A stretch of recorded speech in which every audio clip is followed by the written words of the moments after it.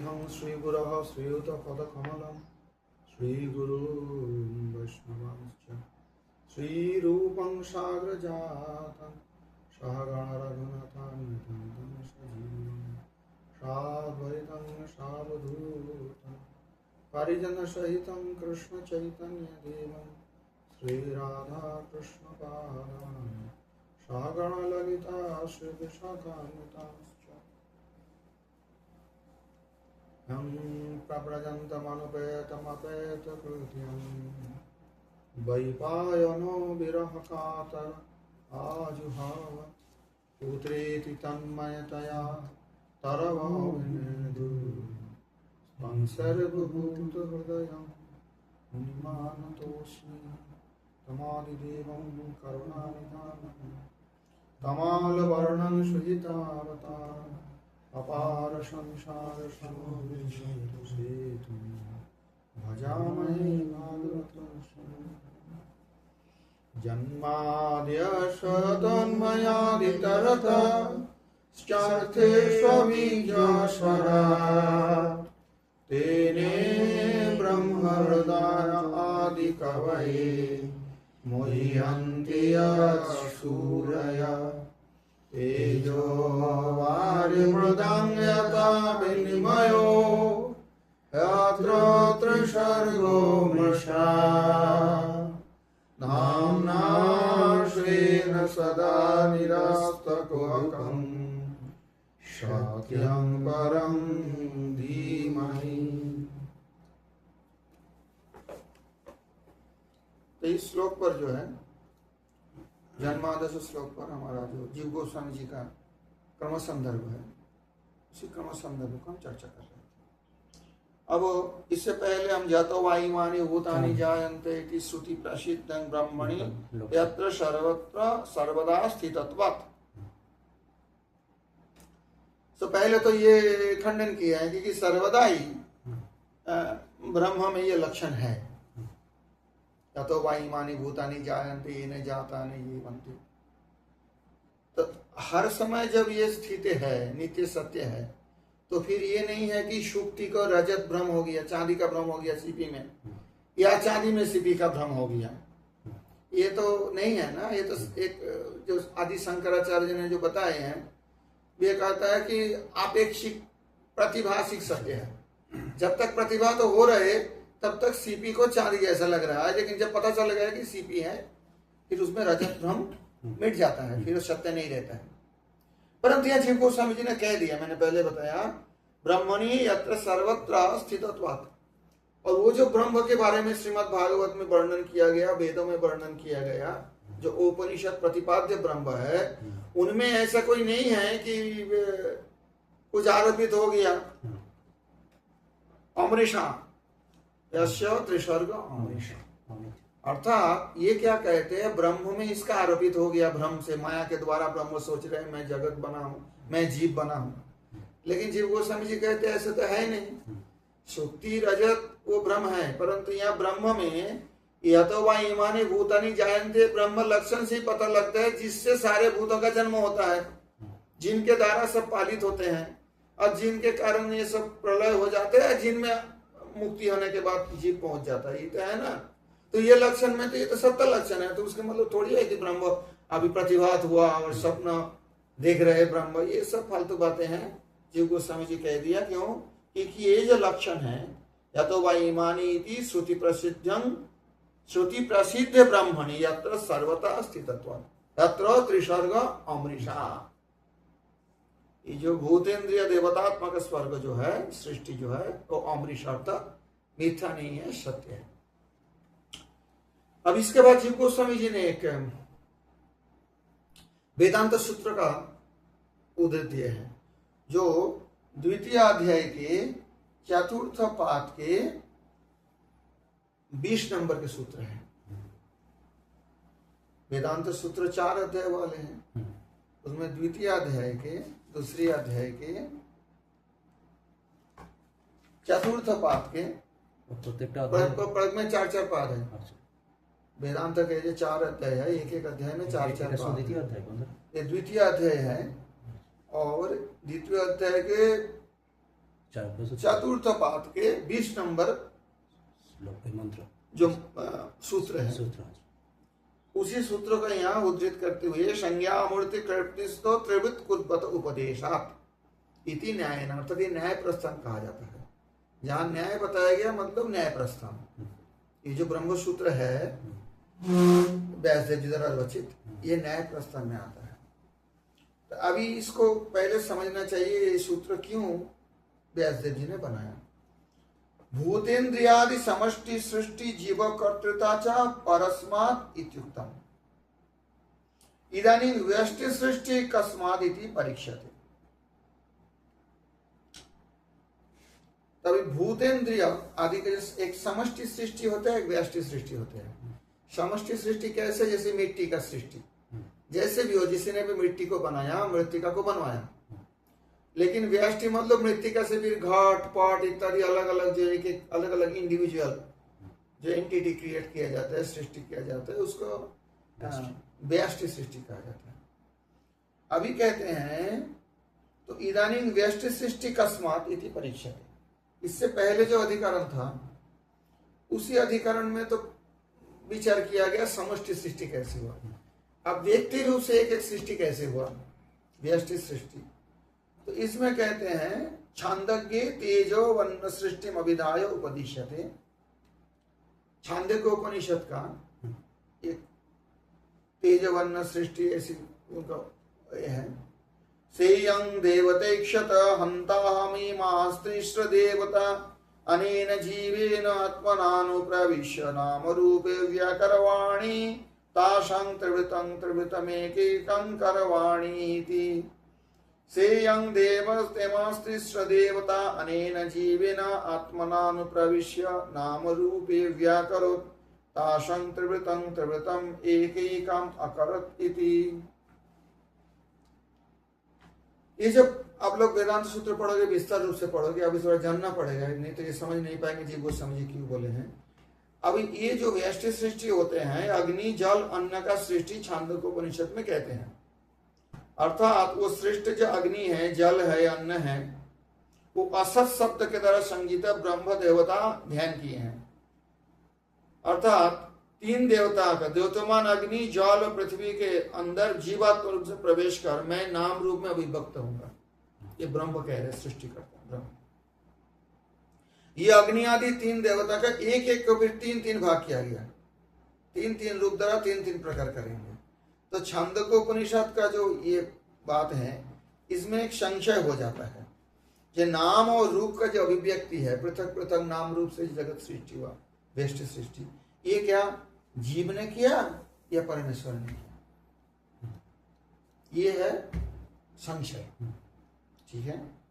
और पूर्व पक्षी कहते हैं जीव होगा, जीवेन आत्मनानुप्रविश्य, छांदोग्य में जो कहते हैं तो जीव रूप से उसने प्रवेश करके। आप देखो किसी भी प्राणी जन्म लिया है तो एक जीव, उसके अंदर एक जीवात्मा है, जब उसको एक नाम दिया गया, ठीक है ना। एक कुत्ते का भी एक नाम होता है, गाय का भी नाम होता है, मनुष्य का तो नाम होता ही है। तो ये तो कह जाएंगे ये नाम किसने दिया, जीव ने दिया। इससे बहुत बड़ा इनमें व्याख्यान है। तो इसी का समाधान करने के लिए जो संस्कार, ये जो संशय है, ये जो नाम रूप आदि ये सब कहां से आया, क्या ईश्वर ने बनाया ये या जीव ने बनाया, इसी का ये सूत्र बताया। संज्ञा मूर्ति कृप्तिस्तो त्रिवृत कुद्बत उपदेशात। नाम रूप के सृष्टि त्रिवृतकारी परमेश्वर का ही कार्य है, जीव का नहीं है, क्योंकि श्रुति में वेदों में इस प्रकार ही उपदेश किया गया, इस प्रकार ही उपदेश किया गया। और इनका भागवत में भी है, जब आप और आगे जाओगे आपको मिलेगा। तो कहने का तात्पर्य है ये जो भगवत शक्ति चोदिता, भगवान जब तक उसमें प्रवेश नहीं करते हैं तब तक विराट रूप का उत्थान भी नहीं होता है भागवत। तो ये नाम रूप से जो व्यष्टि सृष्टि है ये भी परमेश्वर का इसमें कर्तृत्व है, जीव का कोई खास कर्तृत्व इसमें है नहीं। इति न्यायेन यत् एक कर्तृकत्वाच्च सत्य एवं। और एक बात बताया गया, संज्ञामूर्ति कर्तृस्तु त्रिविध कुर्वत उपदेशात। कौन त्रिविध किया है? परमेश्वर ने त्रिविध किया है, तीन तीन भाग किया है। उसका भी एक भाग से मिला तो थोड़ा जटिल है, सीधा समझ लो। ये जो संज्ञा मूर्ति, एक एक मूर्ति का संज्ञा मतलब डेफिनेशन दिया जाता है, तो ये सब उपदेशात मतलब जैसे वेदों में बताया गया उसके अनुसार तो ये प्रमाण होता है कि ईश्वर कर्तृक है, इसमें जीव कर्तृकत्व नहीं है। क्योंकि एक कर्तृकत्वाच्च तच्च सत्य हो तत्रो दृष्टान्तेन। आप देखो टीका देखो, संज्ञामूर्ति कृप्तिस्तु त्रिविध कुर्वत उपदेशात् इति न्यायेन यद एक कर्तृकत्वाच्च सत्य एव तत्र दृष्टान्तेन अपि अमृषत्वं साधयति। और उनका दृष्टांत के द्वारा भी अमृषा, अमृषा मतलब अमिथ्या, अमिथ्या के मतलब सत्य, वो सत्य का ही साधन कर रहे हैं। क्यों? तेजादीनां विनिमय परस्पर अंश व्यत्यय परस्परस्मिन् अंशेन अवस्थिति इत्यर्थः। अर्थात तेजो वारिमृदां यथा विनिमयो, यही संज्ञामूर्ति त्रिविध उपदेश क्या? त्रिविध तेज वारी मृतिका, ये तीनों तत्व फिर भाग हुआ, एक एक तत्व में तीन तीन भाग, और किसी भाग में प्रवेश होकर बहुत कुछ बनवाए। ये नहीं कि प्योर तेज तत्व से कोई बना है या प्योर मृतिका तत्व से बना है अथवा प्योर जल तत्व से बना है, इस तरह नहीं है। तो ये जो वर्णन है, ये जो आदिनां विनिमय, देखो परस्पर अंश व्यत्यय, परस्पर अस्मिन् अंशेन अवस्थिति इत्यर्थः। परस्परस्मिन् अंशेन, एक अंश में दूसरे अंश में कुछ स्थित है, उसका अंश कुछ दूसरे में स्थित है, ऐसी करके स यथा मृषा न भवति, ये जिस प्रकार से मिथ्या नहीं होता, किंतु यथा एव ईश्वर निर्माण तथा इत्यर्थः, और ईश्वर के द्वारा निर्मित है, यही इसी प्रकार इसका अर्थ समझना चाहिए। तेजो वारिमृदां यथा विनिमयो, मतलब कुछ तेज अंश जल में घुस जाता है समझो, कुछ जल अंश मृतिका में घुस जाता है, ऐसी सीधा समझ लो। बाकी डिटेल्स जब भागवत में पढ़ोगे, भागवत में भी है और वेदांत सूत्र में तो बहुत विस्तार से है, छांदोग्योपनिषद में है, अभी इतना ही समझ लो। स यथा मृषा न भवति किंतु यथा एव ईश्वर निर्माण तथा इत्यर्थः। इमास्त्रिष्ट देवतास्त्रिविध एकैका भवति अदग्निरोहितं रूपं तेजसं तद्रूपं यत् शुक्लं तदपं यत् कृष्णं तदन्नस्य इति श्रुति। यहाँ संक्षेप में जीव गोस्वामी जी भी बताया दिया है। अब अग्नि का तीन रूप होता है, एक अग्नि, एक दीपक जल रहा है मानो तो अग्नि है, लेकिन श्रेप अग्नि नहीं है। कहते हैं उसमें जो रोहित रूप लाल जो है वो तेज का रूप है, और उसमें जो शुक्ल रूप है देखो अंदर में थोड़ा सफेद सा दिखता है। अग्नि का चारों तरफ लाल होता है, बीच में सफेद होता है, और उसके बाद जो बत्ती होता है वो काला दिखते हैं। समझ में आई बात? तो एक त्रिविध का आसानी से समझाने के लिए ये हमारे क्वेश्चन भी है, ये इमास्त्रिष्ट देवता त्रिविध का भवति। ये जो अग्नि का रूप है इनमें भी तीनों ही मिला हुआ है। जो लाल है वो है अग्नि तत्व, और जो सफेद है तद अपांग वो है जल तत्व, और जो काला है वो अन्न तत्व मतलब पृथ्वी तत्व है। समझ में आई बात? जैसे दीपक के वो लोई देखो ना, जब दीपक जलता है तो एक लाल, ध्यान से देखोगे तो पता लगेगा, बाहर में लाल होता है, अंदर सफेद होता है ना, लाइट कलर होता है, और जो बत्ती होता है वो काला दिखते हैं। तो उनमें जो अग्नि का तीन रूप दिखते हैं, वो लाल जो है वो तेज तत्व है, सफेद जो है वारी है जल तत्व, और जो काला है वो अन्न तत्व। तेजो वारि मृदां यथा विनिमयो, और वो ये जो सारे विनिमय हैं त्रिविध एकैकांतर, इसमें जीव कर्तृकर्ता नहीं है, ईश्वर कर्तृकर्ता है। ये सारे सृष्टि ईश्वर ने बनाए, जीव नहीं किए। आप समझ में आई बात? तदेवं अर्थस्य अस्य श्रुति मूलत्वात् कल्पोला मूलस्तु अन्य अर्थ स्वतः परास्तः। कहते हैं जो ये जो अर्थ है ये श्रुति मूल है, क्योंकि वेद से हम लिए हैं। इसलिए कोई मनकल्पित अर्थ करे वो तो स्वाभाविक रूप से परास्त हो जाता है, उनको तो मान्यता नहीं दिया जाएगा। अपने मन मर्जी कहने से थोड़ी होगा। तत्र च सामान्यतया निर्दिष्टानां तीजादीनां विशेषत्व संक्रमणं न शाब्दिकानां हृदयम अध्यारोहति।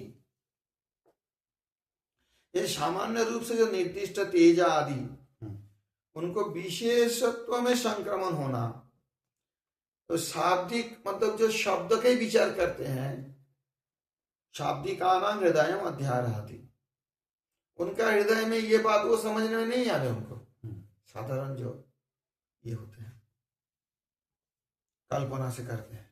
यदि च तदेवांश्यत तदा वार्यादीनि मरीचिकादिषु यत इति एव अवक्ष्यत। और यदि वह तदेवांश्यत, अगर आपने मन से विचार करे, कोई वेद का अनुसरण नहीं करके आपने अपने विचार से कोई सोचना चाहे, तेजो वारि मृदानि यथा, वह क्या सोचेंगे? वो सोचेंगे कि वार्यादीनि मरीचिकादिषु यथा, जैसे मरीचिका में बारी का आवास होता है। क्या बारी है? उसमें जल है, क्या है? तेज तत्व है। मरीचिका जो है, मरीचिका जानते हो? दूर में जैसी पानी दिखता है, धूप में जो चमकता है, मिरेज कहते हैं अंग्रेजी में। धूप रास्ते में देखना, दूर से लगता है पानी चमक रहा है, तेज तत्व। पानी नहीं है, वो तो तेज तत्व है, तो गर्माहट है। वो वायु का कुछ उस कारण से दिखते है जैसे पानी है उसमें, तो साइंस भी बताते हैं लाइट का रिफ्लेक्शन से। तो जो कोई ऐसी विचार करेंगे, अगर ऐसी सोचें अपने मन मर्जी से, तो वो कहेंगे यथा वार्यादीनि मरीचिकादिषु यथा, जैसे तेजो वारी मृदांग यथा विनिमयो, कहते हैं तेज का जैसे बारी रूप से प्रतिभात हो रही है, जैसे विनिमय हो गया। तेज का धर्म जो बारी में विनिमय, दूर से मरीचिका दिख रहा है तेज तत्व, लेकिन बारी जैसा जल जैसा दिख रहा है। बारी मतलब जल। तो किंच तन्मते, अब जीव गोस्वामी जी कहते ऐसा कोई कहे, किंच कहना क्या है, तन्मते उनके मत अनुसार, ब्रह्मतः स्त्रीसर्गस्य मुख्यं जन्म नास्ति किंतु आरोप एव जन्म इति उच्यते। उनके मत से ब्रह्म से जो ये तीन प्रकार की सृष्टि हुआ, देवतात्मक जो सृष्टि है, भूतात्मक सृष्टि है, ये नहीं हुआ वास्तव में। तो क्या हुआ? मुख्यं जन्म नास्ति किंतु आरोप एव जन्म इति उच्यते। जैसे वो वहां जल नहीं है मरीचिका में, लेकिन वो तेज पे मरीचिका का आरोप हो गया, जल का आरोप हो गया। उनका मत से, हमारे मत से नहीं है। जो ऐसे अपने मन मर्जी वेद का अनुसरण नहीं करके अपने मन मर्जी को व्याख्या करना चाहेंगे, व्याख्यान, उनके मत से क्या होगा? वो बोलेगा ब्रह्म आरोपित किया आपने पे, कोई सृष्टि नहीं हुआ। अरे सपना में कोई आरोपित कर लेता है आपने पे, मुझे कोई बाघ खा रहा है, सांप मेरे पीछे भाग रहा है। वास्तव में भाग रहा है क्या सांप उनके पीछे? तो क्या होता है, जब सपना देखते हो तो वास्तविक सोचते हो, तो सच समझते, आरोपित है वो। समझ आए बात? सब पुनर्भ्रमादेव भवति। अच्छा, कहते हैं तो अगर ये आरोपित मानो तो भ्रम से आरोपित होता है, भ्रम से ही तो आरोपित होता है। मरीचिका देख के जब हमें लगेगा कि वहां पानी है, तो भ्रम है, सीधी बात है। पानी तो है नहीं वहां, गर्माहट है, ऐसे दिखते हैं, चमक रहे हैं पानी जैसे। तो इसलिए कहते हैं सपुनर्भ्रमादेव भवति। अगर ऐसे ब्रह्म में जगत आरोपित हो तो ब्रह्म का भ्रम माना जाएगा। जैसे सपना में भी तो भ्रम ही होता है, वास्तव में तो कोई सांप नहीं भागा रहा है मेरे पीछे, ब्रह्म का भ्रम है। तब ब्रह्म का भ्रमादेव भवति, भ्रम से ही होता है। भ्रमश्च, और फिर भ्रम भी सादृश्य अवलंबी, और भ्रम भी तो सादृश्य का अवलंबन करके होगा। भ्रम जल का हो रहा है, पहाड़ का भ्रम तो नहीं हो रहा है, क्योंकि जल जैसे सादृश्यता है उसमें। जो मरीचिका है, जो भ्रम हो रहा है, अच्छा भ्रम से दिख रहा है, लेकिन जल क्यों दिख रहा है? जल सदृश, जल के सदृश है, बारिश सदृश है। तो भ्रमश्च कहाँ गया? सदृश, सादृश्य अवलंबी, जो उसी जैसा देखने लगता है, जब तो आदमी सोचता है कि वहां जल है वो भ्रम। लेकिन भ्रम भी ऐसा भ्रम नहीं होता, वहां कुत्ता नहीं दिख रहा है, कोई बिल्ली नहीं दिख रहा है, उसी तेज तत्व की जगह में जल दिख रहा है, क्योंकि जल के साथ उसका कुछ सादृश्य लग रहा है, देखने में एक तरह की दिखने लगता है, जल जैसा चमक रहा है। समझ में आई? सादृश्यंतु, देखो एक एक करके जा रहे हैं, फिर परंतु सादृश्य भी काल भेदेन उभयमेवाधिष्ठानं करोति। अगर काल भेद में दोनों में ही रहते हैं, कैसे? जैसे मैं अगर रजत और शुक्ति, मतलब चांदी और सीपी में रजत भ्रम होता है, तो रजत में भी तो सीपी का भ्रम हो सकता है, क्योंकि देखने में दोनों एक सा लगता है, जब ही तो भ्रम होता है। सीपी में चांदी का भ्रम हुआ तो चांदी में भी तो समय पर सीपी का भ्रम हो सकता है, काल देश व्यवधान में। इस समय मैं सीपी देख रहा हूं, मेरे को भ्रम हो रहा है कि ये चांदी है, क्योंकि चांदी का जो सादृश्य है, वो जो भ्रम है सादृश्य अवलंबी। देखा समुद्र किनारे सीपी पड़ा रहता है रात को, चांदनी में देखा चमक रहा है चांदी जैसा, देखा? तो उसे देख के चांदी का भ्रम क्यों हो रहा है? पहली बात ये समझो, क्योंकि सादृश्य अवलंबन करके हो रहा है, चांदी जैसा लग रहा है, तो उसके मतलब चांदी को जब होगा दूसरा समय, ये भी तो हो सकता है समुद्र किनारे चांदी पड़ा है और मेरे को लग रहा है सीपी चमक रहा है, दोनों ही तो हो सकता है। अगर ऐसा हो, देखो काल भेदेन उभयमेव अधिष्ठानं करोति। काल भेदेन अर्थात एक समय किसी का छिपी में चांदी का भ्रम हो रहा है और दूसरे समय चांदी में सीपी का भ्रम भी हो सकता है, होगा भी, क्यों नहीं होगा? इधर उधर सादृश्य है। अगर ऐसी बात हो, रजते भी शुक्ति भ्रम संभवात, तो चांदी में भी शुक्ति का सीपी का भ्रम हो सकता है। न चैकात्मकं भ्रमाधिष्ठानम बाह्वात्मकं तु भ्रम कल्पितम इत्यस्ति नियमः। जो वस्तु एक ही है उसमें भ्रम के अधिष्ठान नहीं हो सकता है। अगर सीपी होते, मानो चांदी नाम के कोई वस्तु नहीं होते, तो भ्रम का अधिष्ठान नहीं होते। जिस तरह से सीपी के जैसा बहुत हो सकता है, चांदी के जैसा और भी हो सकता है, एल्यूमिनियम फॉयल हो सकता है, बहु वस्तु हो जिसमें सादृश्य हो तो भ्रम हो सकता है। जब बहु वस्तु नहीं है, एक ब्रह्म द्वितीय नास्ति, तो भ्रम में कौन सा नहीं, तो ब्रह्म का सादृश्य कहां से आ गया, भ्रम कहां से आ गया? जब उस ब्रह्म के बराबर कोई नहीं है, हमसे ऊपर कोई नहीं है, एक ब्रह्म छोड़ के दूसरे कोई वस्तु का अस्तित्व नहीं है वास्तव में, तो फिर इसमें भ्रम कहां से आ गया? जी गोस्वामी जी ये कह रहे हैं, समझ गए बात?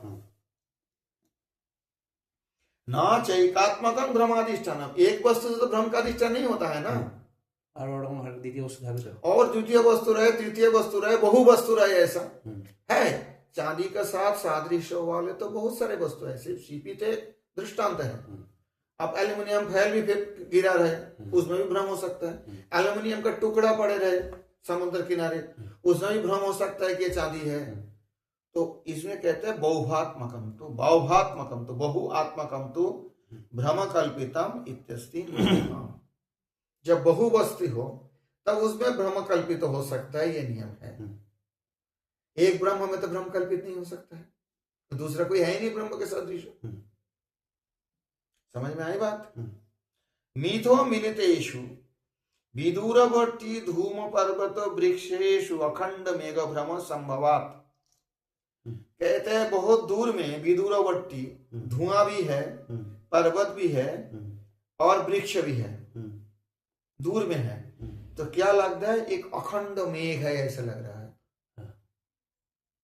लेकिन वो तीनों अलग अलग चीज का मिलन है। धूमा, पर्वत, वृक्षेषु, मिथो मिलितेषु एक साथ जब मिले हुए होता है। किसी पहाड़ में मतलब बड़े बड़े वृक्ष भी है और वहां धुआं भी उठ रहा है, कोई आग जला होगा जैसे भी हो, तो जब बहुत दूर होगा तो उसमें लगेगा कि मेघ भ्रम हो जा रहा है। दूर से कभी कभी ऐसा लगता है ना कि पहाड़ भी नहीं और वृक्ष भी नहीं और धूम भी नहीं, धुआं भी नहीं, मेघ है, कोई अखंड मेघ, विशाल मेघ बना हुआ है। तो तदेवं, तो कहते हैं जैसे मिथो मिलितेषु विदूरवर्ती धूम पर्वत वृक्षेषु अखंड मेघ भ्रम संभवात, इससे ये सारे पंचमी विभक्ति हो रहा है। तो क्या होता है? तद एवं प्रकृतेऽपि अनादितेव त्रिसर्गः प्रत्यक्षं प्रतीयते। उस प्रकार प्रकृति में भी अनादिकाल से प्रकृति में भी अनादिकाल से त्रिसर्ग प्रत्यक्षं प्रतीयते। ये जो तीन प्रकार की सृष्टि प्रत्यक्ष दिखते हैं। ब्रह्म च चिन्ह मात्रतया स्वतः एव स्फुरदस्ति। और ब्रह्म चिन्ह मात्र होने के कारण स्वतः ही स्फुरित होते हैं। तस्मात् अनादि मायाक्रांतस्य जीवस्य, अनादि माया आक्रांतस्य जीवस्य, अनादि काल से माया के द्वारा आक्रांत हुए जीव का यथा सद्रूपता सादृश्येन ब्रह्मणि त्रिसर्ग भ्रम स्यात्, जिस प्रकार सद्रूपता सादृश्य होने के कारण ब्रह्म में त्रिसर्ग भ्रम होता है, तथा त्रिसर्गे भी ब्रह्म भ्रम कथम न कदाचित् स्यात्। और त्रिसर्ग में भी ब्रह्म भ्रम कैसे नहीं हो सकता? हो सकता है। त्रिसर्ग जैसे दृष्टांत दिए हैं, धूम, पर्वत और वृक्ष मिथो मिलित जब होते हैं दूर से पर्वत भ्रम होता है। तो ऐसे भी तो हो सकते हैं कि त्रिसर्ग में भी ब्रह्म भ्रम नहीं होता है। कैसे? ततश्च ब्रह्मणैव अधिष्ठानत्वमिति अनिर्णय सर्वनाश प्रसंग। अगर ऐसा हो, प्रसंग ही नाश है, सर्वनाश, सिद्धांत सर्वनाश की प्रसंग आ जाएगा फिर। क्यों कि ब्रह्मणैव अधिष्ठानत्वम इति अनिर्णय, तो ये ब्रह्म की अधिष्ठान है, ऐसा अनिर्णय होने पर, निर्णित नहीं होने पर सर्वनाश प्रसंग, फिर तो ब्रह्म ही नहीं है तुम्हारा। फिर तो जीव में ब्रह्म का भ्रम हो रहा है, त्रिसर्ग में ब्रह्म हो रहा है। इसलिए भागवत में कहते हैं तेजो वारे मृदांग यथा विनिमय, उसी प्रसंग की व्याख्या करते हैं। यत्र त्रिसर्ग मृषा एवं पदांत दति हो गया, वो आलोप हो गया। यत्र त्रिसर्गो मृषा अमृषा सत्य। ततश्च श्रुति मूल एवं व्याख्याने सिद्धे सोयम अभिप्रायः। ततश्च उसके बाद श्रुति मूल एवं व्याख्याने सिद्धे, श्रुति वेद अनुसार व्याख्यान करने पर ही वो सिद्ध होती है, प्रमाणित होते हैं। सोयम अभिप्राय, सो अयम अभिप्राय, इस प्रकार के अभिप्राय। क्या अभिप्राय? आप देखो डैश देके कहते हैं यत्र ही यन्नास्ति किंतु अन्यत्रैव दृश्यते तत्रैव तदारोपो सिद्ध। यत्र ही यन्नास्ति, जहां जो नहीं है परंतु दूसरे जगह में है, उसमें उसका आरोप का सिद्धि होती है। सीपी में चांदी नहीं है, चांदी दुकान में है, सोने चांदी का जो दुकान है उसमें चांदी है, लेकिन जब चांदनी में मैं विहार कर रहा हूँ समुद्र किनारे, उसमें सीपी दिख रहे, भ्रम हो रहा है, आरोप हो रहा है, तो आरोप तो होता है ना, तब तो आरोप सिद्ध होगा कि चांदी कहीं और है और हमें सीपी में चांदी दिखता है।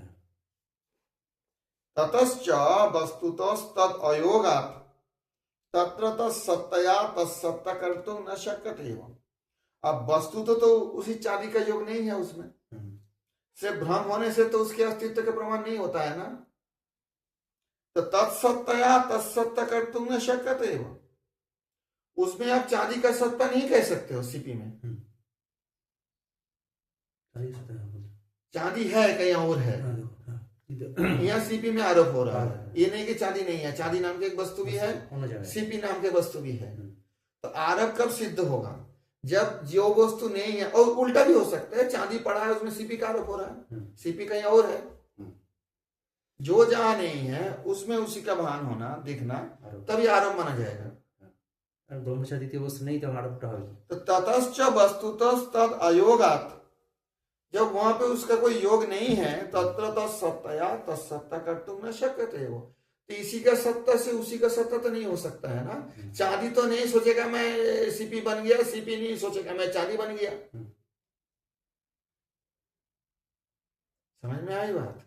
भ्रम किसका हो रहा है? मेरा हो रहा है। चांदी का भ्रम हो रहा है कि मैं सीपी हूं, सीपी का भ्रम हो रहा है कि मैं चांदी हूं। तत्सत्तया तत्सत्ता कर्तुं न शक्यते एवं। त्रिसर्गस्य तु तत्शक्ति विशिष्टात्, त्रिसर्ग को भगवत शक्ति विशिष्ट होने के कारण भगवतो मुख्य वृत्ति जातत्वेन, और भगवान की मुख्य वृत्ति से ही उनका जन्म होने के कारण श्रुतत्वात्, ऐसी सुनने पर तद व्यतिरेकेन व्यतिरेकात्, और भगवान नहीं रहने से उसका अस्तित्व नहीं है, उसे व्यतिरेक हो जाता है। तत्रैव सर्वात्मक शोस्ति ततस्तस्मिन् चारपितश्च, भगवान में ही सब कुछ है। तत्रैव सर्वात्मक शोस्ति, जो भी कुछ वस्तु है संसार में तो भगवान के कारण टीका है। ततस्तस्मिन् चारपितश्च, ये चीज ब्रह्म में आरोपित, भगवान में आरोपित नहीं है।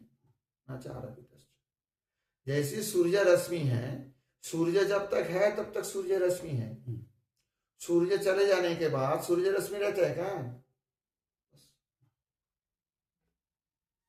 तो जैसे ही भगवत अस्तित्व के कारण सारे जगत का अस्तित्व है, त्रिसर्ग सत्य है, और वो नहीं रहने से ये भी सत्य नहीं है।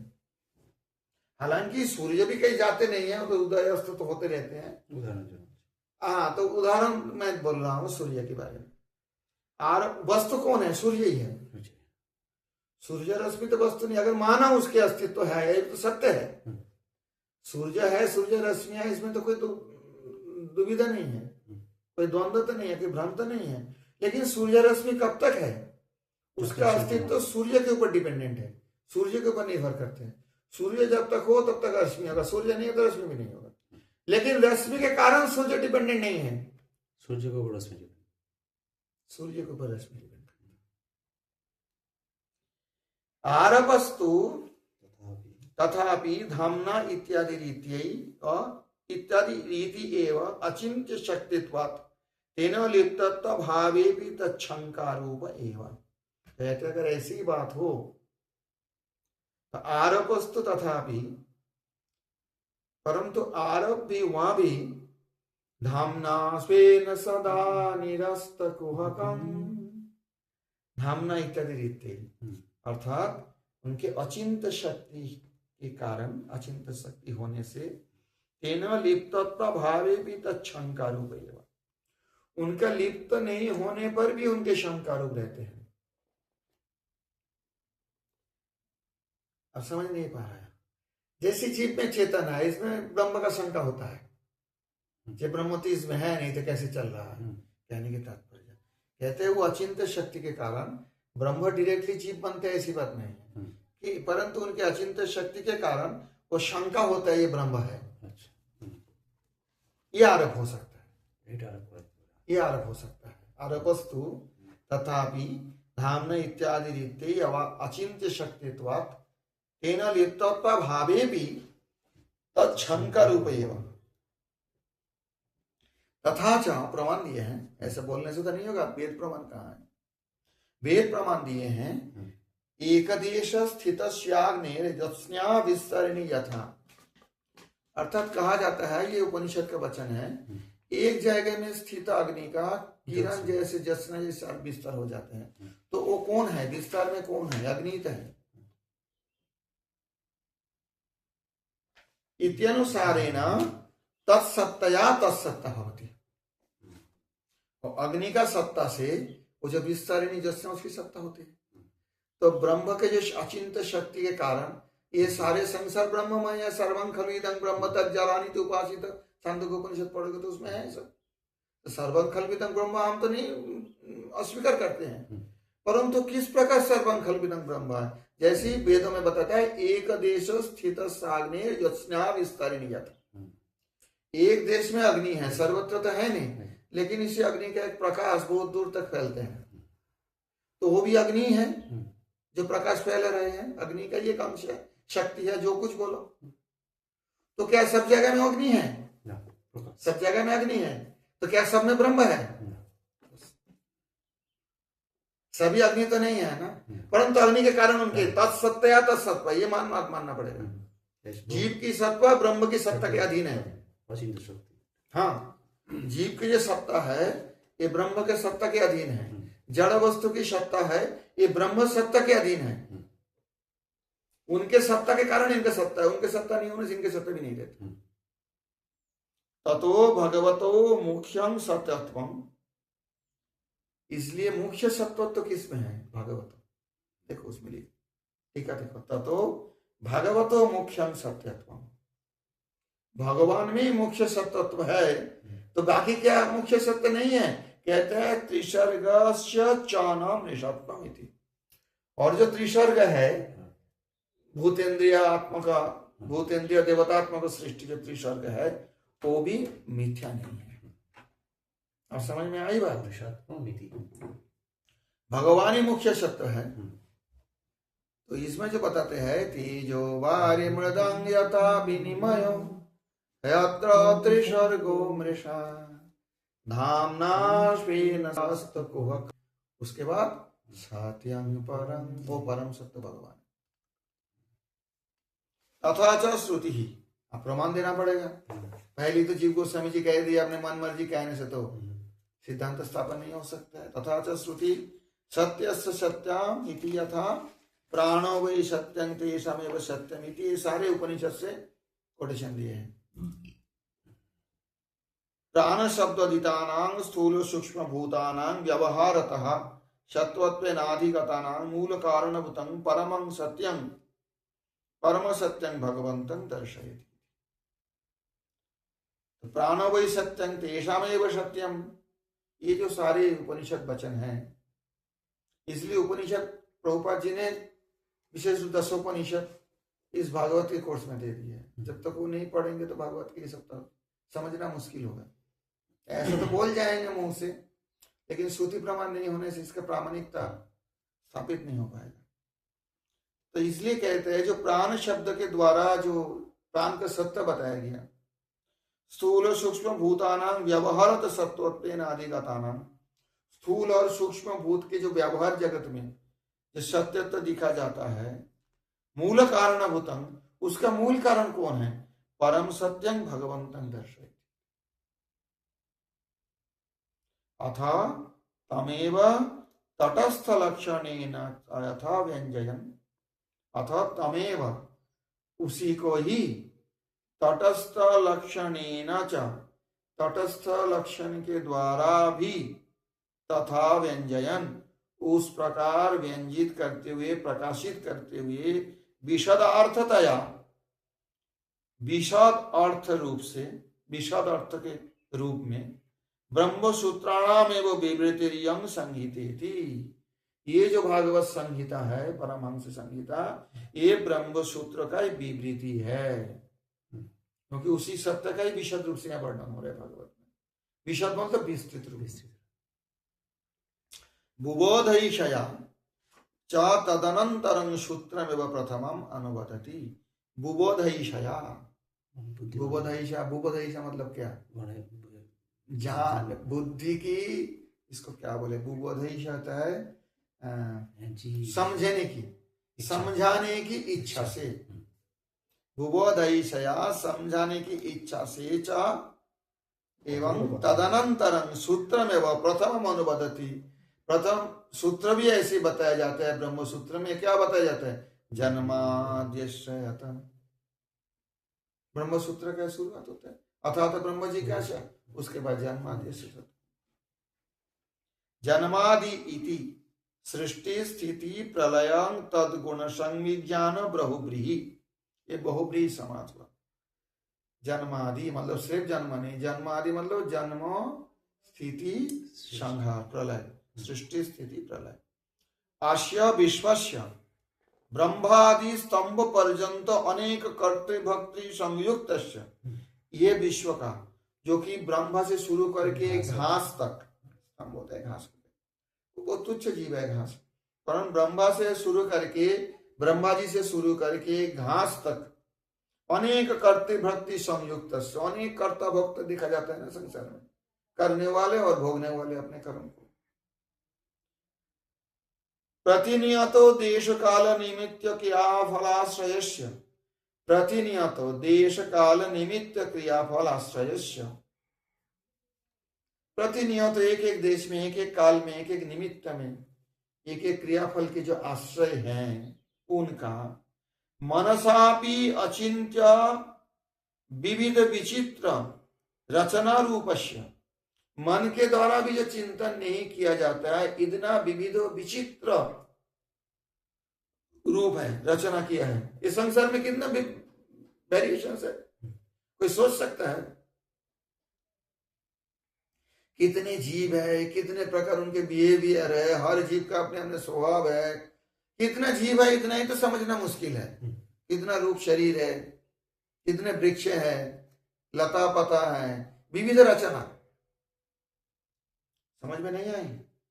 अचिंत्य विविधो विचित्र रचना रूपस्य, अर्थात इस जन्माद्य किसके जन्म, ये जो दिख रहे हैं अचिंत्य विविध रचना रूपस्य, या तो यस्मात् जन्माद्यस्य, या तो यस्मात् जिनसे, जिनसे मतलब जिस ब्रह्म से, जिस भगवान से, अचिंत्य शक्तिया स्वयं उपादान रूपत कर्तादि रूपच्च, अचिंत्य शक्ति के द्वारा जो स्वयं इन सब के उपादान भी है और कर्ता भी है।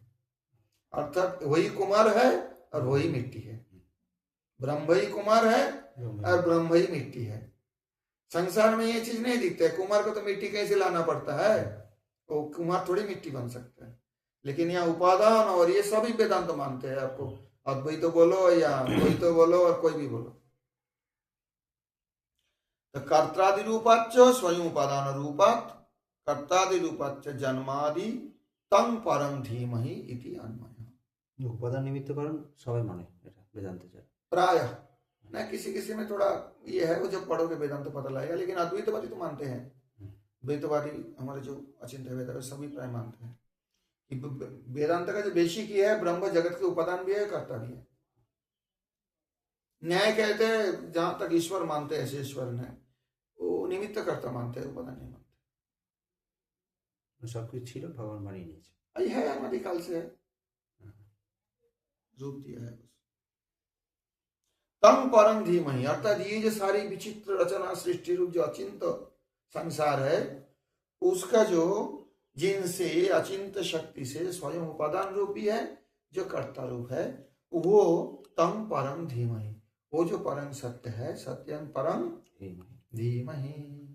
तेजो वायुर्मदं यथा विनिमयो यत्र त्रिसर्गो मृषा धाम्ना स्वेन सदा निरस्तकुहकं सत्यं परं धीमहि। अत्र नेक्स्ट पैरा में देखो, परवर्ती पैराग्राफ, अत्र विषय वाक्यांच, इस विषय में जो वाक्य है वेदों में, उनका वर्णन कर रहे हैं। भृगुर्वै वारुणिर्वरुणं पितरमुपससार अधीहि भगवो ब्रह्मेति आरभ्य, वहां से शुरू है, तैत्तिरीय उपनिषद का है, वहां से शुरू करके आरभ्य। यतो वा इमानि भूतानि जायन्ते येन यातानि जीवन्ति यत् प्रयन्ति अभिसंविशन्ति तद् विजिज्ञासस्व तद् ब्रह्म इति, वहां तक ब्रह्म लक्षण बताया। तत्तेजो असृजत इत्यादि च, और उससे आगे भी तत्तेजो असृजत, वो तेज की सृष्टि किए थे। तेज मतलब तेज तत्व। जन्मादिकम यो उपलक्षणम न तो विशेषणम, जन्माद्यस्य यतः, ये जो जन्मादिकम यो उपलक्षणम न तो विशेषणम, ये बात समझो, समझ नहीं है आपको। उपलक्षण विशेषण लगाने का मतलब क्या होता है? विशेषण लगाने का मतलब होता है कि उनके साथ वो वस्तु युक्त है। क्या जगत सृष्टि नहीं होते तो भगवान नहीं रहते? पहले भी तो थे। जगत प्रलय होने के बाद भगवान नहीं रहेंगे, उनके धाम नहीं रहेगा। बस अगर विशेषण बोलो तो जो जगत सृष्टि करते हैं वो भगवान है। ये अगर विशेषण लगा दिया तो जब सृष्टि नहीं है तो भगवान नहीं रहेंगे। गौण नाम जो होता है वो विशेषण के द्वारा विशिष्ट नाम को गौण नाम कहा जाता है। भगवान का नाम तत्व में देखना, और मुख्य नाम भी ऐसे नहीं होता है। जैसे सृष्टिकर्ता, पालयिता, परमात्मा, ये सब भगवान के गौण नाम है, मुख्य नाम नहीं, क्योंकि सृष्टि के साथ रिलेटेड है, संपर्कित है। जब सृष्टि है तब उनको सृष्टिकर्ता बोलेंगे, प्रलय के बाद सृष्टिकर्ता बोलेंगे कोई भगवान को? रहेगा नहीं सृष्टि। और सृष्टि से पहले भी सृष्टिकर्ता नाम नहीं है ना, इसलिए से गौण नाम है। परमात्मा ने उसे जीव के हृदय में प्रवेश किया है जब परमात्मा बोला जाता है, ये सारे गौण है। तो इसलिए यहाँ पर जो कहते हैं जन्मादि का यह उपलक्षणम, जन्मादि मतलब जन्म स्थिति प्रलय संसार को जिनसे हुआ है, ये विशेषण मत करो। उपलक्षण मतलब हाँ, जैसे कहा जाता है खेत, हमारा खेत कौन सा है, तो बोल दिया देखो सारस जो बैठा है वो खेत है हमारा। अब सारस एक चिड़िया है, थोड़ा सा जगह में बैठा है, उतना ही तो खेत नहीं है। उसी का उपलक्षण करके जो मेड़ है उसी से पता चल जाएगा ये खेत है। तो जन्मादेश से इतना ही ब्रह्म का काम नहीं है कि ये विशेषण लगा दोगे, ये उपलक्षण है। समझ गए? जिनसे जगत की सृष्टि स्थिति प्रलय होते है वो ब्रह्म, उसका मतलब उतना ही नहीं और भी बहुत कुछ है। अब समझ में आई बात? इसलिए इसे विशेषण नहीं कहते, ना तो विशेषण। ततस्तध्याने तन्न प्रविशति किंतु शुद्ध एवं संदेह, क्योंकि इसमें बात आ जाएगा ना सत्यं परं धीमहि, जब ध्यान करेंगे तब क्या ये विचित्र सृष्टि, कुत्ते बिल्ली गाधा घोड़ा सांप बिच्छू, इनका ध्यान करेंगे, इनके सहित करेंगे?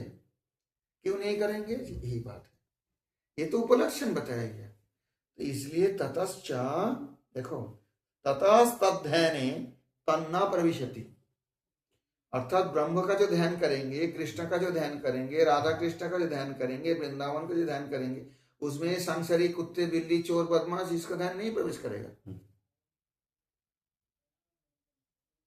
तो उपलक्षण है मात्र।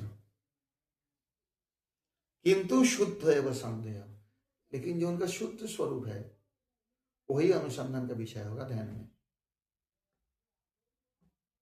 समझ में नहीं आया किसको खंडन कर रहे हैं? कोई बोले पूरे जगत जब ब्रह्म ही बना है तो पूरे इसका ध्यान आएगा, सारे जगत का ध्यान करो। तो कहते तो उपलक्षण है, उनका विशेषण तो नहीं है। किंच अत्र प्रागुक्त विशेषण विशिष्ट विश्व जन्मादेश तादृश हेतुत्वेन सर्वशक्तित्वं सत्य संकल्पत्वं सर्वज्ञत्वं सर्वेश्वरत्वं च तस्य सूचितम्। किंचो किंच किंच और क्या अत्र प्रागुक्त विशेषण विशिष्ट, जो पहले जो विशेषण विशिष्ट बताया गया जन्मादेश इत्यादि इत्यादि विशेषण के जरा विशिष्ट, जो विश्व जन्मादेश तादृश हेतुत्वेन, तो विश्व जन्म आदि अर्थात विश्व का जन्म देना, विश्व को बनाना, इसको पालन करना, इसका संहार करना इत्यादि के हेतु के रूप से सर्वशक्तित्वम, तो उसका मतलब क्या आता है? सर्वशक्तिमान है, नहीं तो कैसे बनाते हैं, कैसे नाश करते हैं, कैसे पालन कर रहे हैं संसार को? सर्वशक्तित्वम सर्वसंकल्पत्वम, जो चाहे वही हो जाता है, तभी तो हुआ, हम चाहे तो नहीं होता है ना। और सत्य संकल्पत्वम, सॉरी सर्व नहीं, सत्य संकल्पत्वम सर्वशक्तित्वम सत्य संकल्पत्वं सर्वज्ञत्वं सर्वेश्वरत्वं च तस्य सूचितम्। ये उनको जो हेतु होने के कारण ये सूचित किया गया कि ये सारे विश्व जन्मों जो देते हैं वो तो साधारण व्यक्ति नहीं हो सकता है, वो तो सत्य संकल्प होंगे, जो चाहेंगे वही होगा, और सर्वशक्तिमान होंगे, सर्वज्ञ होंगे, सर्वेश्वर होंगे, सबका नियंता होंगे, तभी तो। यह सर्व सर्वविद यस्य ज्ञानमयं तपः यह सर्वस्व वशी इत्यादि श्रुति उपनिषद का जब पढ़ोगे पता लगेगा। जो सब कुछ है, सबको जानने वाले हैं, जिनको ज्ञानमय तप है, और जो सबको वशी मतलब सब जिनके वश में है, मतलब सबको ईश्वर। तथा परत्वेन, नेक्स्ट लाइन देखो भाष्य में, सॉरी टीका में, तथा परत्वेन, पर मतलब श्रेष्ठत्वेन, निरस्त अखिल हेय प्रत्यनिको स्वरूपत्वं ज्ञानादि अनंत कल्याण गुणत्वंच सूचितम। अब कोई बोलेंगे तो भगवान जब ऐसी है तो उनको तो बाथरूम भी जाना पड़ता होगा। हाँ, जब कोई स्वरूप है तो बाथरूम का जरूरत होता है, हम देखते हैं हम लोगों का, हाँ, डोर लग जाने के लिए, लघु संकर करने के लिए। निरस्त श्रेष्ठ होने के कारण निरस्त अखिल हेय प्रत्यनिक स्वरूपोत्तम, जितना हेय है निरस्त है। वो सब निरस्त हो जाता है। ज्ञानादि अनंत कल्याण गुणत्वंच सूचितम, और ज्ञानादि अनंत कल्याण गुण जिनमें है ये भी सूचित हुआ है। भगवान में हेय, ये गुण है लेकिन हेय गुण है। मेरे का अगर बाथरूम नहीं जाना पड़े तो बोलोगे जब गुरु जी का बीमार हो गया, और बाथरूम होना तो गुण है ना शरीर का, समय समय पे होना, लेकिन उसका हेय गुण कहते हैं। भगवान के लिए बाथरूम रखते हैं क्या? उनको हेय गुण नहीं है, अनंत कल्याण गुण संपन्न। हाँ, भगवान की क्या बात, स्वर्ग लोक में भी पता है बाथरूम जाना पड़ता है, व्यवधान का सूक्ष्म है, सूक्ष्म ही है। देवलोक में, स्वर्ग लोक में बाथरूम का जरूरत नहीं होता है, संसार लोक में है। गीता तो आचार्य हाँ गीता पढ़ा सा हेय हाँ हाँ, हेय गुण उनमें नहीं है। रहित मध्यम, हम लोगों के अंदर गुण है, होना भी चाहिए, नहीं तो मर जाएंगे। तो हेय गुण रहित मध्यम आकार दिव्य हाँ। मुरलीकर। हाँ तो याद है, तो हेय गुण रहित मध्यमाकार स्वरूप जो है, ज्ञानादि अनंत कल्याण गुणत्वंच सूचितम। ज्ञान आदि अनंत कल्याण गुण है, निर्गुण नहीं है, अनंत कल्याण गुण है, अपराकृत गुण है। न तस्य कार्यं करणं च विद्यते इत्यादि श्रुते, वेद का उपनिषद का ही बता रहा है। ये सब सारे पढ़ोगे 10 उपनिषद में सब आ जाएगा। न तस्य कार्यं करणं च विद्यते न च समस्ताभ्यधिकं च दृश्यते परास्य शक्तिर्विविधैव श्रूयते स्वाभाविकी ज्ञान बल क्रिया च शीतशुद्र उपनिषद का वचन। उसके मतलब उनका कोई कार्य कारण नहीं रहते हैं। कारण मतलब सेंस ऑर्गन, जैसे हाथ नहीं लेकिन वो लेते हैं सब कुछ, पैर नहीं लेकिन चलते हैं, उसका मतलब क्या? अप्राकृत है। सांसारिक हाथ पैर का लिमिटेशन है। ये हाथ कहाँ तक ले सकते हैं? कुछ दूर तक जा सकते हैं।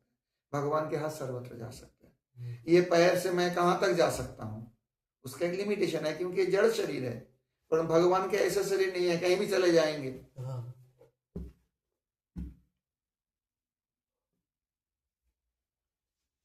ये तो निर्विशेषं वस्तु जिज्ञासम इति वदन्ति। और जो सारे लोग, यहाँ बहुवचन है, निर्विशेष वस्तु को जिज्ञासा है, ब्रह्म जिज्ञासा में, अर्थात ब्रह्म जिज्ञासा जन्मादेश। अगर कोई निर्विशेषवादी ऐसे कहेंगे, निर्विशेष मतलब जिसका कोई विशेष नहीं है। विशेष मतलब जैसे मेरे शरीर है, मैं हूं, तो इसमें विशेष क्या है? नाक एक अलग तरह का है, कान अलग तरह का है, नेत्र अलग तरह का है, मुंह अलग तरह का, ये सारे विशेष है, तो कहते निर्विशेष होगा। अगर कोई बोलते हैं ऐसा, तन्मते ब्रह्म जिज्ञासा जन्माद्यष्टयत इति असंगतं स्यात्। तो उनके मत में ब्रह्म जिज्ञासा जन्माद्यष्टयत, ये तो असंगत हो गया। जब ब्रह्म का कोई विशेष ही नहीं है, फिर उनसे ये संसार की सृष्टि स्थिति प्रलय हुआ, ये सब असंगत हो जाता है। विशेष सब निरतिशयं बृहद मृंगनं चेति निर्वचनात्। और ब्रह्म का जो वेदों में भी बताते हैं, जो निरतिशय बृहद है, और जो उनके पास आते हैं उनको भी बढ़ा देते हैं। तो तच्च ब्रह्म जगत जन्मादि कारणमिति, इसलिए वो निर्विशेष वस्तु नहीं है, ब्रह्म सविशेष है, और वो जगत जन्मादि के कारण है। अर्थात ये जगत का सृष्टि स्थिति प्रलय के कारण ब्रह्म ही है। वचनाच्च एवं उत्तरेषु अपि सूत्रेषु सूत्रधारित श्रुति गणेषु चेक्षणान्मय दर्शनात् सूत्राणि सूत्रधारित श्रुतयश्च नात्र प्रमाणम।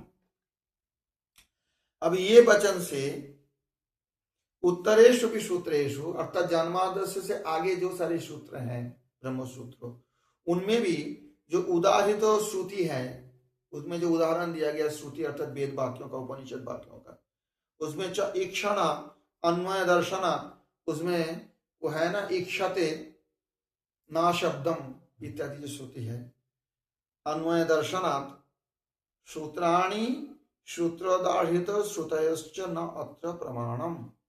तो ये जो सूत्र है, सूत्र उदाहृत श्रुतयश्च न अत्र प्रमाणम। तर्कश्च साध्य धर्मा व्यभिचारी साध्य धर्म अव्यभिचारी साधन धर्मान्वित वस्तु विषयत्वात् न निर्विशेष वस्तुनि प्रमाणम। इस तरह कठिन है, समझने की कोशिश करो। अब वचन जो है, जो निरतिशय बृहत है, तो उसके बारे में तो कुछ कहा नहीं जा सकता है ना, निर्वचन है, निर्वचनीय ब्रह्म जो वचन के द्वारा जिनका प्रकाश नहीं किया जा सकता, क्योंकि निरतिशय है, बृहत है, और जितना बड़ा सोचोगे उससे भी बड़ा है, फिर उससे कैसे वर्णन करेंगे वचन के द्वारा। तो इसलिए तच्चा ब्रह्म जगत जन्मादि कारणमिति, वो ब्रह्म जगत जन्म के कारण है जो निरतिशय बृहत है। वचनाच्च, उसी वचन एवं उत्तरेश भी सूत्रेश, आगे जो सूत्र है और उसी सूत्र में जो श्रुतियों का उदाहरण दिया गया है उसी में भी च ईक्षणा अन्वय दर्शनात्, तो स्व लोकानुश्रेया, ऐसा उपनिषद के वचन है। उन्होंने इच्छा किया कि लोक को सृजन करूं। अच्छा, जब सृष्टि हुआ तब तो मन बुद्धि चित्त अहंकार ये सब चीज बनी है, सृष्टि से पहले तो नहीं था। तो उन्होंने कैसे सोचा, उनका मन कहां से आया? वो ब्रह्म ने सृष्टि से पहले सोचा था, ब्रह्म, कि मैं सृष्टि करूं, लोकानुसृजा, सृष्टि हो जाए। तो सोचा कहां से? मन तो उस समय नहीं था, जड़ मन वस्तु नाम तो सृष्टि हुआ नहीं था। तो उसका मतलब उनका अप्राकृत मन है, मन तो उनका पहले से है, नहीं तो कैसे उन्होंने सोचा, कैसे उन्होंने देखा? जब नेत्र नहीं था तो तब इंद्र का सृष्टि भी नहीं भाई, सृष्टि से पहले उन्होंने सोचा। समझ में आ रही बात? तो ये जब विषय है, चक्षान्वय दर्शना सूत्राणि सूत्र उदाहरित श्रुतयश्च न अत्र प्रमाणम। सूत्र उदाहरित जो श्रुति वो लोग बोलते हैं कि जो बृहत्तम, निर्वचन, अनिर्वचनीय, नेति नेति इत्यादि, वहां प्रमाण नहीं है। तो प्रमाण क्या है?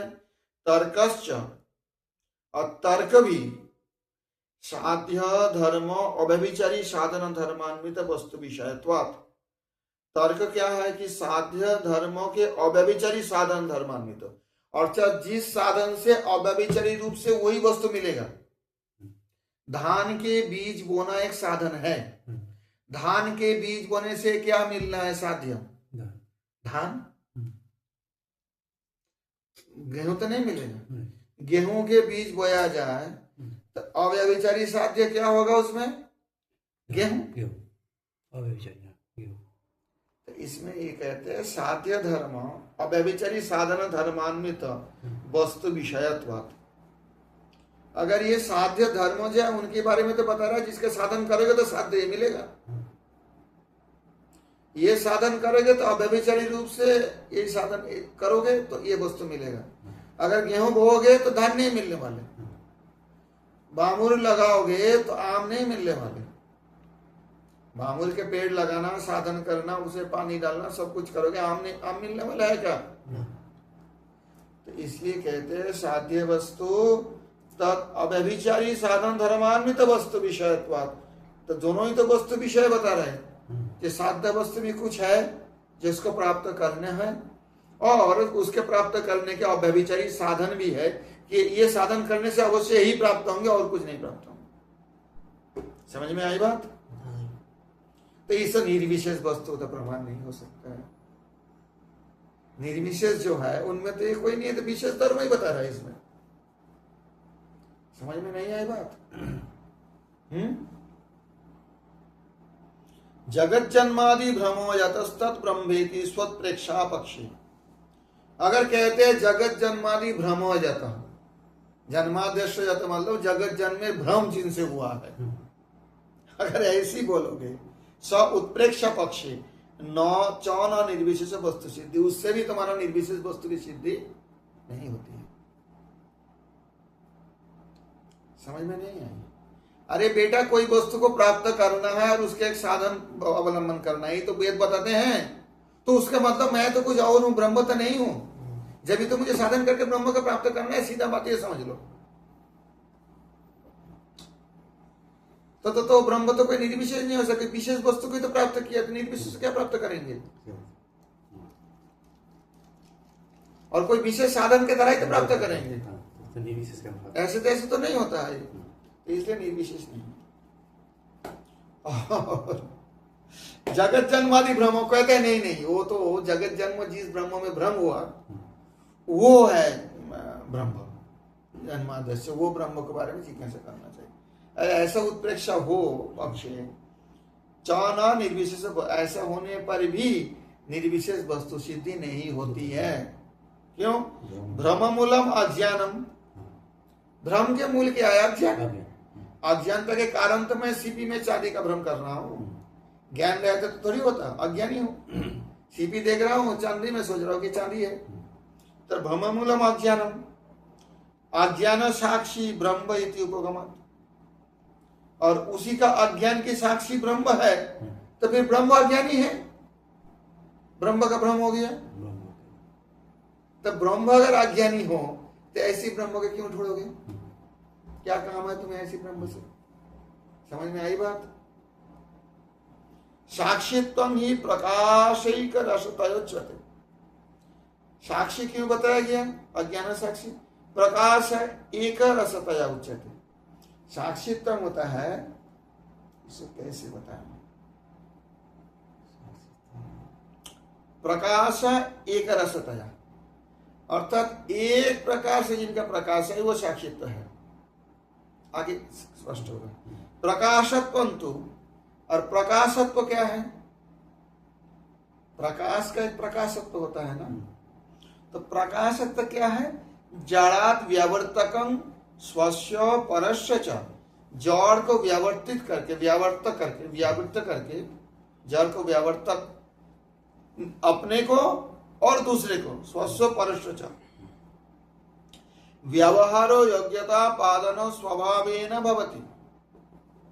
व्यवहारो योग्यता आपादनो स्वभावेन भवति। जैसी, अब मैं बताता हूं, थोड़ा दृष्टांत देने से समझ आएगा। ये बहुत कठिन है, तुम लोगों का समझना, दृष्टांत बिना समझने आओ। अब प्रकाशत्व क्या है? पहली बात ये बताओ। तो ब्रह्म साक्षी है, प्रकाशक है, ये तो सब मानेंगे। ब्रह्म चेतन है, चेतन ही तो प्रकाशक है, नहीं तो कौन जानते हैं? अरे बेटा ये बोतल है, कौन देखेगा? चेतन तो देखेगा, तब तो बोलेगा बोतल जड़ है, कौन देखेगा? ये जड़ वस्तु देखेगा, बोतल है। ये घड़ी देखेगा, ये बोतल है, कौन देखेगा? जो चेतन है। नहीं, इससे मैं क्यों बोलूं? चिपकली भी देख रहा है, चींटी भी देख रहा है, अगर आंखें हो तो नहीं, अनुभव कर रहा है, आंखें तो है नहीं, जो भी। तो जो इसमें जो बात बताया गया अच्छी तरह से समझो। साक्षी जब देखता हूं तो मैं साक्षी हूं। मैं साक्षी हूं। यहाँ पे एक बोतल में जल रखा हुआ है, गंगा जल की बोतल लिखा नहीं है, लेकिन है गंगा जल। तो मेरा जो साक्षित्व है वो प्रकाश, अभी समझ जाओगे। प्रकाशक एक रसतयोच्यते, इसका मैं प्रकाश कर सकता हूं कि इसमें एक बोतल है, यहाँ पर ये बोतल में जल रखा हुआ है, गंगा जल रखा हुआ है। इतना तो समझ में आई बात। ये मेरा साक्षित्व है, मैं साक्षी हूं। यहाँ था, मैं साक्षी हूं, यहाँ बैठा है ये शांतनु, मैं साक्षी हूं, नवीन बैठा है। जब प्रकाशित है तब तो अच्छा, ये तो समझ गया। अगर जब मैं देखूंगा नहीं, या प्रकाश नहीं रहेगा, तो भी मैं नहीं देख पाऊंगा, साक्षी नहीं हो सकता। जब मैं देख ही नहीं पाऊंगा अंधेरा में, या बोतल है कि जल है कि क्या है, तब मैं साक्षी होता क्या? नहीं होता है। समझा अच्छी तरह से। तो प्रकाशत्वं तो जड़ात व्यावर्तकम। अब प्रकाश क्या है इसमें? प्रकाशत्व क्या है? ब्रह्म स्वप्रकाश है, पर प्रकाश है। सूर्य जैसे स्वप्रकाश है, पर प्रकाश है। सूर्य अपने को भी प्रकाशित करते हैं, और सूर्य किरण से सब प्रकाशित होता है। समझ में आई बात? तो ये जो प्रकाशत्व, भगवत ब्रह्म का जो प्रकाशत्व है वो क्या है?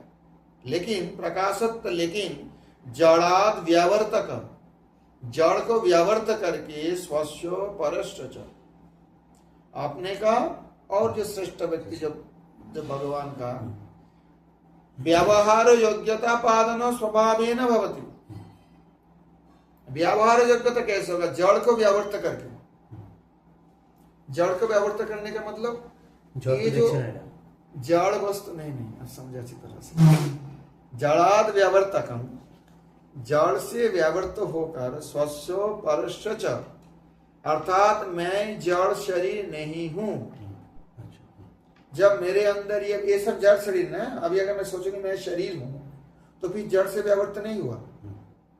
जड़ से व्यावृत्त कब हो पाएंगे? जब कोई अनुभव करेंगे कि मैं ये जड़ शरीर नहीं हूं, ये जड़ संसार मेरा स्थान नहीं है, ये जड़ संबंध संसार से मेरा वास्तव में नहीं है, तो जड़ से व्यावृत्त हुआ। समझ में?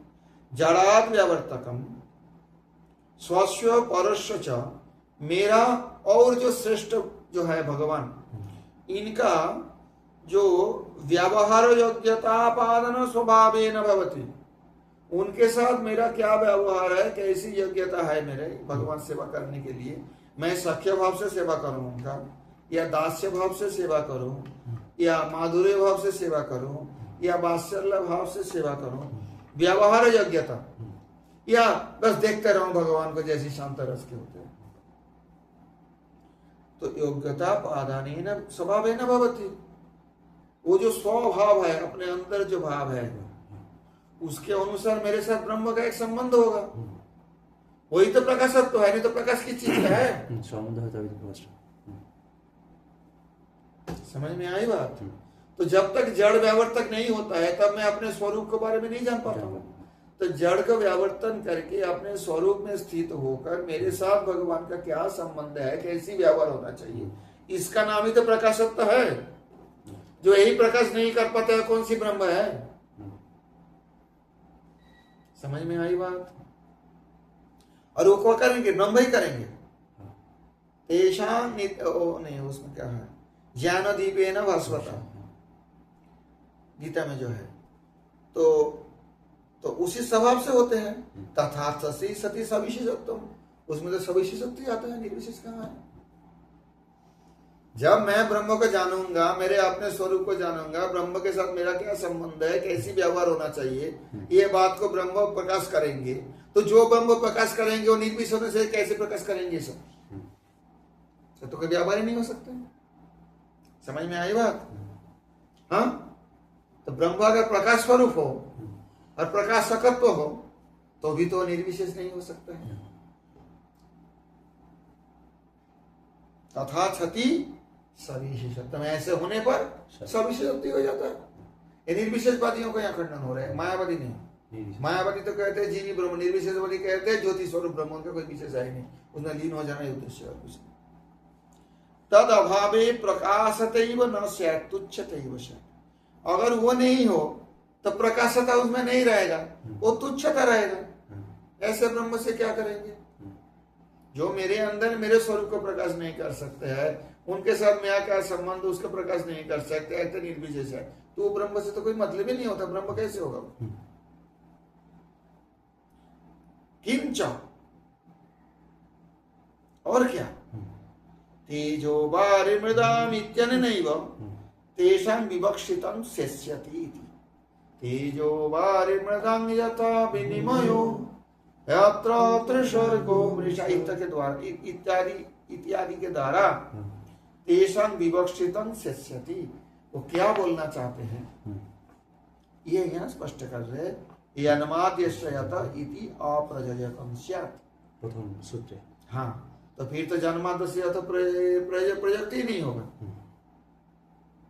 तो निर्विशेषवादी का मत यहाँ पे कैसी भी खड़े नहीं हो सकते हैं। भगवान सविशेषी है, निर्विशेष नहीं है। इतना तक आज रहना दो, आगे उसके और चर्चा करेंगे। इसमें है और थोड़ा 2-3 पेज है मेरे ख्याल से, 2.5 पेज है, समझो आगे चर्चा करेंगे। निताई गौर प्रमानंद हरि हरि बोल शिव।